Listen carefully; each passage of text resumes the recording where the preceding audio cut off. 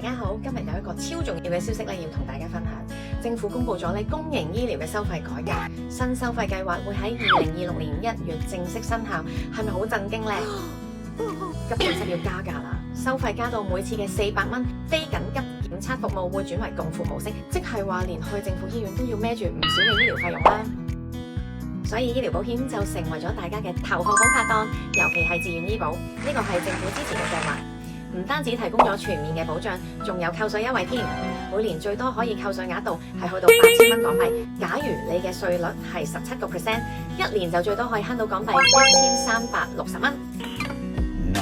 除咗醫療保險，唔使驚突如其來嘅醫療費用壓力，仲可以保障到自己喺最佳嘅治療時機得到適合嘅治療。平時交稅交到肉赤嘅朋友喺呢度就可以幫你慳到稅啦，真係好開心啊！